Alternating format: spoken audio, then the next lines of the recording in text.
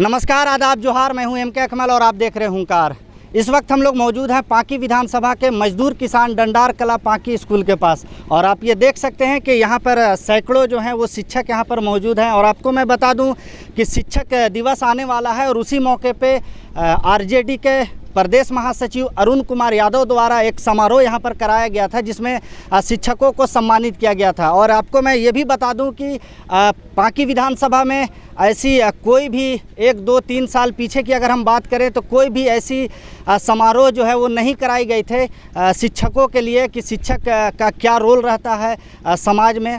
इन सब चीज़ों को देखते हुए अरुण प्रसाद यादव जी का ध्यान इस ओर जाता है और वो शिक्षकों को सम्मानित करने के लिए इस तरह का समारोह कराते हैं।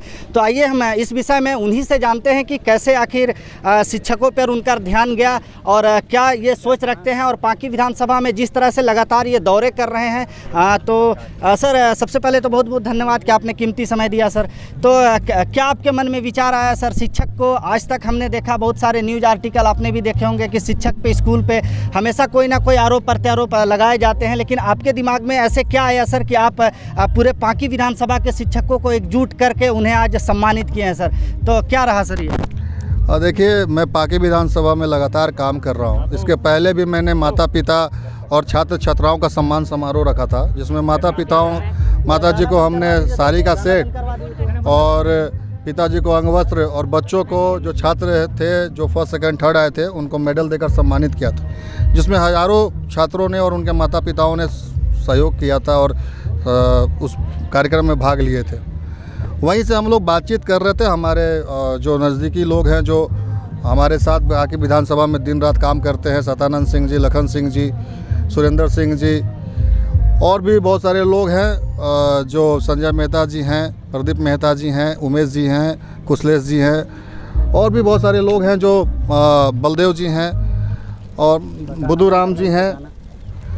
इन्हीं लोगों से जब हम लोग बात कर रहे थे तो ये ख्याल आया कि इन बच्चों को शिक्षित करने वाले शिक्षकों को भी सम्मान देना चाहिए। और हम सभी जानते हैं कि आज अगर चंद्रयान 3 लॉन्च हुआ है और चंद्रमा के साउथ पोल पर उसने लैंड किया है, तो कहीं ना कहीं इसमें शिक्षकों का ही हाथ है। उन्होंने ही अपनी शिक्षा से विज्ञान को और वैज्ञानिक बनाए।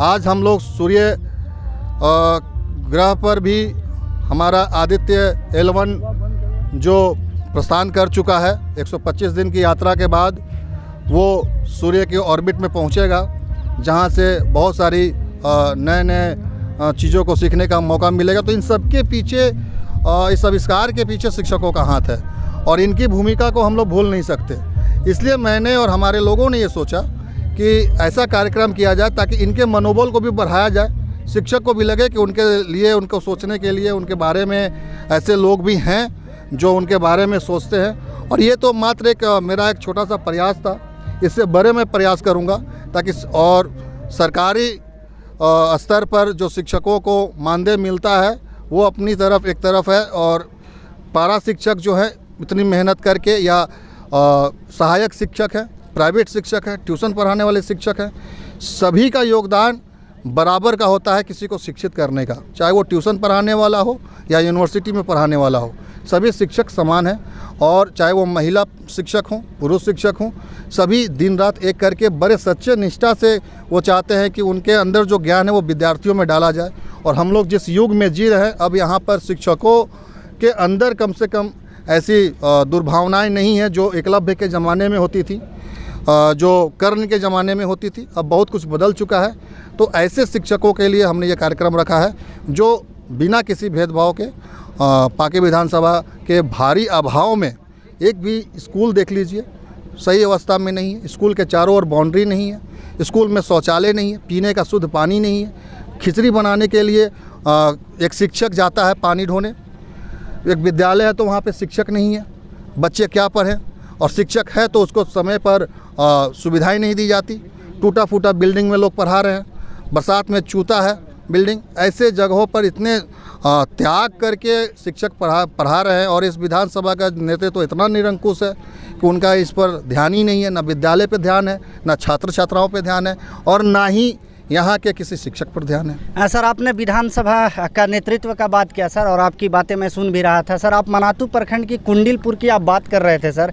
हमारा भी वहाँ पर जाना हुआ है सर, और वो एक ऐसा क्षेत्र लगता है जैसे वो झारखंड का हिस्सा ही नहीं है, वो भारत का हिस्सा ही नहीं है, क्योंकि जो मूलभूत सुविधाएँ होनी चाहिए, पानी, सड़क, बिजली, शिक्षा, स्कूल, ये सारी चीज़ें जो है सर वहाँ पर नहीं है। तो आपका अगला कदम पांकी विधानसभा के लिए क्या होगा सर? क्योंकि जिस तरह से पांकी विधानसभा की जनता को पहले भी लोग ठग कर सत्ता तो काबिज कर लेते हैं, लेकिन उनको 5 साल वो दौड़ाते रहते हैं और वो क्षेत्र में आते भी नहीं हैं, उनकी समस्याएं सुनते भी नहीं हैं। तो अगला जो है वो प्रोग्राम आपका क्या होने वाला है पांकी विधानसभा के लोगों के लिए? देखिए, कुंडिलपुर गांव के जो पंचायत है वहाँ पर, या पूरा गांव है, वहाँ तो असुविधाओं का मैंने अपनी आंखों से देखा है। वहाँ पे मैंने दौरा किया था। उसके विषय में बस यही कहना है कि सरकारी लाभ ज़रूर मिल रहा है यहाँ के विधानसभा के गांव को, लेकिन यहाँ का नेतृत्व तो उसको नहीं पहुँचा रहा है। आप कोई भी डाटा निकाल कर देख लीजिए, उस गांव को भारत की सीमा रेखा से या झारखंड राज्य की सीमा रेखा से या पांकी विधानसभा की सीमा रेखा से बाहर नहीं रखा गया है। हाँ, इसको नेतृत्व करने वाले लोगों की मानसिकता गलत है। वहाँ अनुसूचित जनजातियाँ रहती हैं, शायद यही भेदभाव के कारण उनका विकास नहीं हो पा रहा है, और इसी भेदभाव को मिटाने के लिए मैंने गुरु से शुरू किया है और ये अलग जगाने का कोशिश किया है कि इंसान और मानव समान है। इसको जाति, मतभेद और किसी तरह का कोई लिंग भेद या आत्मसम्मान को चोट पहुँचाने वाले लोगों का के कारण ही आज कुंडिलपुर गाँव का यह हाल है। और रंगाई पंचायत तो अपने आप में एक ऐसा दुखद लगा मुझे, जहाँ पे लोग आज भी खटिया पर मरीज को ढो रहे हैं और नदी का पानी पी रहे हैं, बिजली नहीं है, उनके हाथ में मोबाइल नहीं है। तो यहाँ का जो नेतृत्व है ये उसकी कमी है। सरकार अपनी काम कर रही है। सरकार के नज़र में हर एक इंसान बराबर है, चाहे वो किसी भी जाति का हो, किसी भी रंग का हो।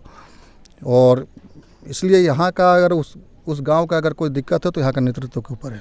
आखिरी सवाल सर, हम बात करेंगे अब बीजेपी जिस तरह से एक तरफ G20, दूसरी तरफ इंडिया, जो मुंबई में अभी बैठक हुई थी सर, सारे दल एक साथ बीजेपी के खिलाफ आए हैं सर।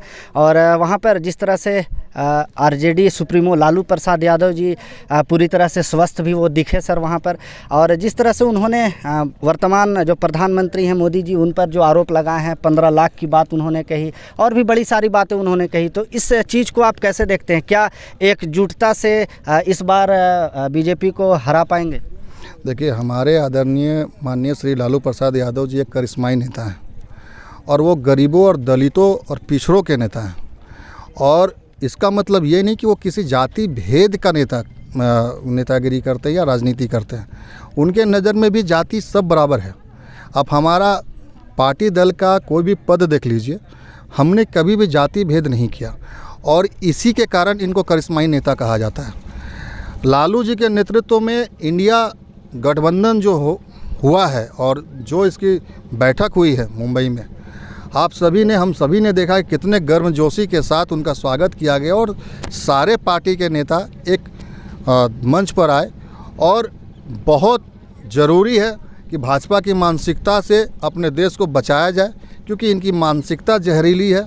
ये आप एक तरफ चंद्रयान का लॉन्च आपको बताया जा रहा है कि चंद्रयान 3 लॉन्च हो गया है, लेकिन उसका लॉन्चिंग पैड बनाने वाला झारखंड है।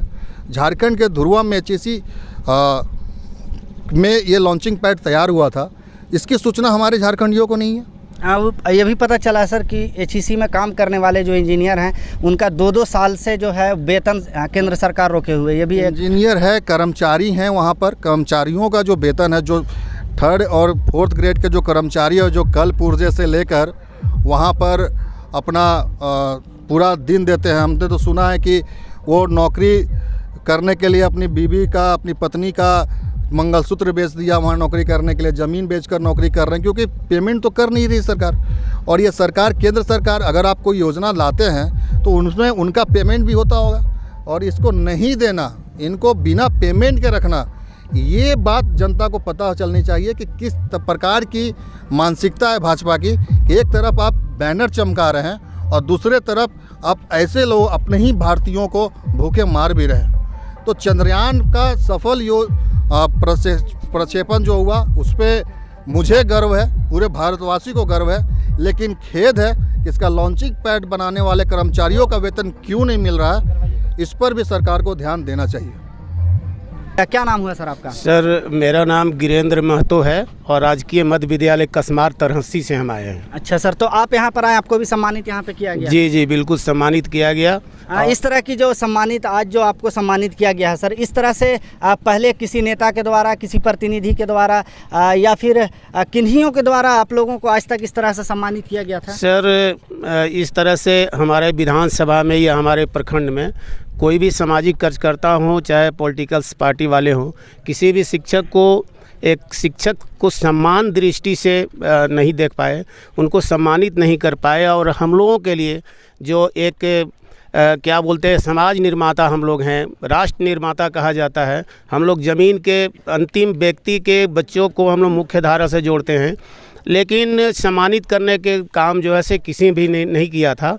और आज पहली बार डॉक्टर अरुण कुमार यादव के द्वारा निमंत्रण मिला और हम लोगों को सभी शिक्षकों को सम्मानित किया गया। आपको मैं बताऊं, आप डॉक्टर अरुण कुमार यादव की बात कर रहे हैं, आपको ये भी जानकारी तो होगा ही कि आपके विधानसभा के जो वर्तमान विधायक हैं वो भी डॉक्टर ही हैं।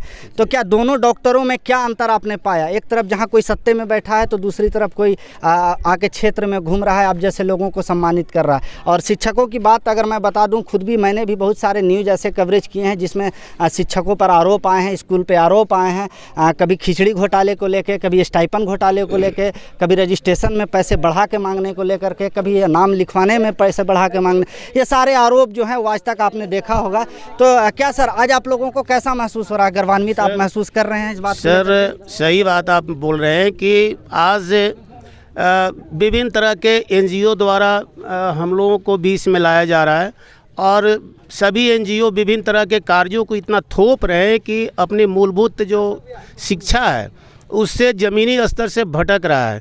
क्वालिटी एजुकेशन की बात जहाँ तक हम करते हैं, हम शिक्षकों को 8 घंटे विद्यालय में पढ़ाने के बजाय विभिन्न तरह का लेटर है, विभिन्न तरह के चिट्ठी है और विभिन्न तरह के कार्य लादा जाता है। हम लोग बच्चे को हमारे बीच तो गरीब के बच्चे आते हैं और वो डेवलप नहीं रहते हैं, तो उनको हम लोग केस स्टडी भी अगर करें या उस बच्चे को हम लोग कहें कि डेवलप करें तो निश्चित रूप से हम लोग कामयाब हो रहे हैं उसी स्थिति में, जिस स्थिति से हम लोग चल रहे हैं। और जहाँ तक प्रताड़ित करने का सवाल है, कोई भी कार्य विद्यालय में होगा, जैसे मध्याह्न भोजन में किसी तरह होता है तो सरस्वती वाहिनी के देखरेख में कार्य किया जाता है, लेकिन शिक्षक को वहाँ पे नॉमिनेट किया जाता है। ऐसा नहीं होना चाहिए। सरकार को बिल्कुल शिक्षक को गैर शैक्षणिक कार्य से मुक्त करना चाहिए और शिक्षकों को बिल्कुल पढ़ाने पे फोकस करना चाहिए। यही आपने एक बहुत बड़ी बात कही सर, क्वालिटी एजुकेशन की। तो क्वालिटी एजुकेशन लाने के लिए बाकी जो चीज़ें आप लोगों को दी जाती है, जैसे आप स्कूल जाते हैं उसी 8 घंटे में आपको ऑफिस का भी चक्कर काटना पड़ता होगा, आपको अन्य कार्य भी करने पड़ते होंगे। तो आप ये चाहते हैं कि सरकार जो है वो हमसे सिर्फ शिक्षा के बारे में हमसे सिर्फ ये करे और हम सिर्फ लोगों को शिक्षा दें, बाकी चीज़ों के लिए अलग डिपार्ट बनाया जाए, ये आप कह रहे हैं? जी जी बिल्कुल यही मैं कहना चाह रहा हूँ कि अन्य तरह का कार्य नहीं लिया जाए, गैर शैक्षणिक कार्य से शिक्षकों को मुक्त किया जाए।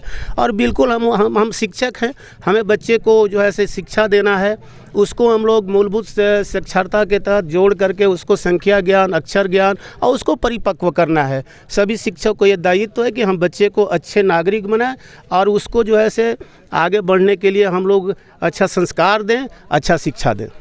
तो आपने सुना यहाँ पे शिक्षकों की जो बदहाली है, जिस तरह से इन्हें लगातार प्रताड़ित किया जा रहा है और जो इनके मान सम्मान पे ठेस पहुँची है, उसी को कहीं ना कहीं एक दवा के रूप में डॉक्टर अरुण प्रसाद यादव जी ने यहाँ पे इनको सम्मान देकर एक दवा के रूप में काम किया है, एक दवा इनको दिया है। अब देखते हैं कि इससे क्या बदलाव आता है। और भी बड़े अपडेट के लिए लगातार हमारे साथ बने रहिए। तब तक के लिए दीजिए इजाज़त, धन्यवाद। अपने शहर की लेटेस्ट खबरों के लिए चैनल को सब्सक्राइब करें और बेल आइकन को दबाएं।